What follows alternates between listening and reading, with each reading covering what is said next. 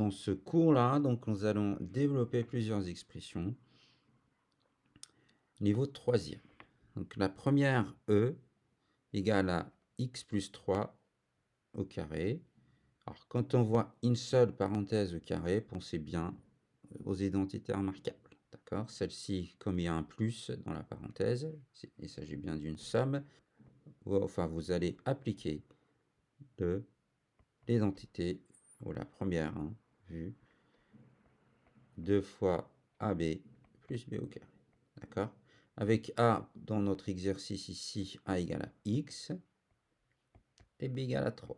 D'accord? Donc il suffit juste de venir, connaissant bien évidemment l'expression ou l'identité remarquable, vous venez vous remplacer le A par X et le B par 3 dans la forme développée ici, et vous avez la réponse. Donc c'est ce que nous allons faire ici, étant donné que A au carré il sera remplacé par X au carré, plus, alors le 2 n'a rien à voir avec les termes de la parenthèse. Ça, on a été démontré dans un autre cours. Donc 2, alors le A, on a dit que c'était X, et le B, c'est 3. Ok, je remplace. Et puis il me reste B, B au carré, on a dit c'est 3 au carré. Voilà. On a développé, mais maintenant il faut finir en réduisant. Je vais réduire en calculant ce qui est possible. Donc là, je vais avoir x au carré, je peux rien faire, je le garde. 2x3, ça veut dire 2 fois x fois 3, 2 fois 3, ça fait 6x, plus 3 au carré, c'est 3 fois 3, ça fait 9. Voilà le développement de cette expression-là. Je vais passer à l'expression f. Là, il s'agit bien de distributivité, alors faites très attention à ce type d'exercice. Soit vous le faites directement si vous maîtrisez bien, sinon vous le faites en ramenant la double à la simple distributivité. Donc là, je prends le 3x, je le distribue sur la première parenthèse, d'accord? Donc 3, ça sera facteur de 5 moins x, moins 9, qui sera facteur de 5 moins x, d'accord? Et après, on continue ici, distribuer. Donc vous allez avoir 3x qui sera distribué sur le 5, moins 3x distribué sur le 5.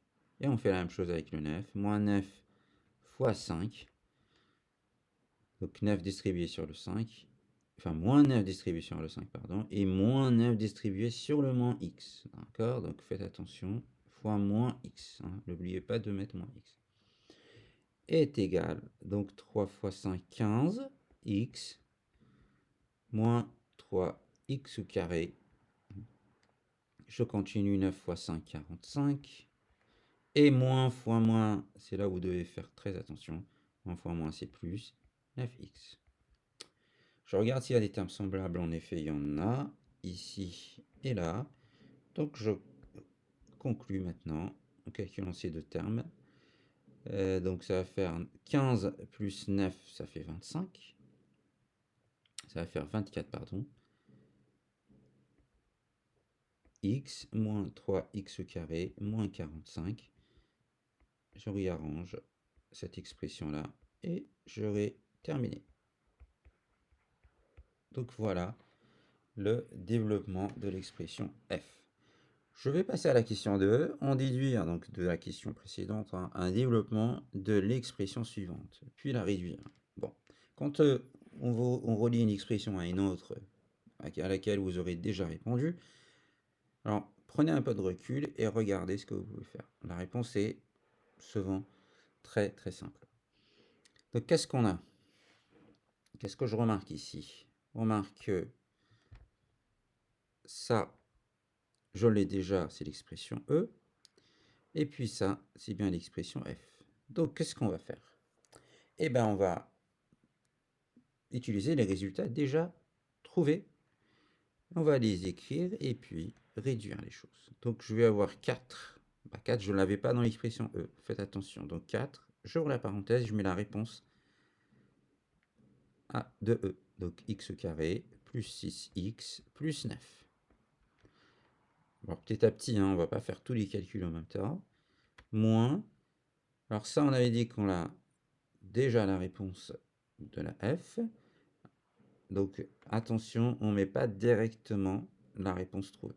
On ouvre une parenthèse parce que le moins, il y a souvent dangereux et les élèves oublient d'en tenir compte. Donc, je mets ma réponse telle qu'elle a été trouvée. Je ferme la parenthèse. Là, je peux travailler tranquillement. Je développe donc 4 facteurs de toute la parenthèse. Je vais distribuer mon 4 sur les 3 termes.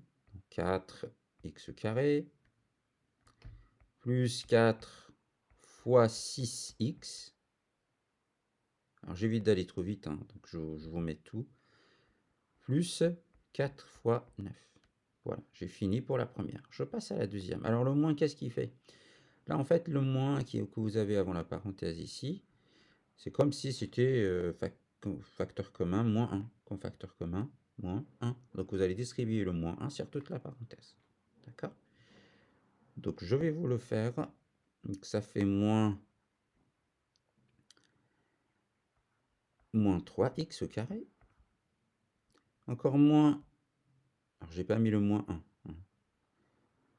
Moins, j'ouvre la parenthèse, même si c'est pas obligatoire, mais pour vous expliquer comment ça marche, moins 24x, et le dernier moins, je mets moins 45 entre parenthèses. Ok, donc j'aurais distribué le moins, qui est moins 1, on est sur les 3 termes de la parenthèse. Maintenant, je continue en étant calme, évidemment, pour ne pas commettre d'erreur. 4x² ne change pas, plus 24, 4 fois 6, 24, plus 36, 4 fois 9.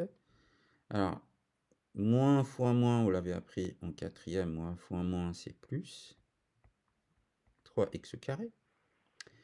Moins fois plus à l'intérieur, avec le 24, il est positif, donc ça reste négatif, hein, ici, moins 24x.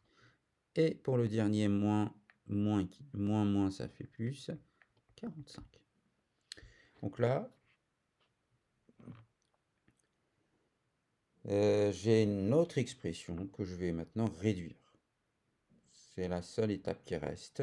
Je regarde les termes semblables, je les repère et puis je les calcule. Vous voyez, j'en ai là,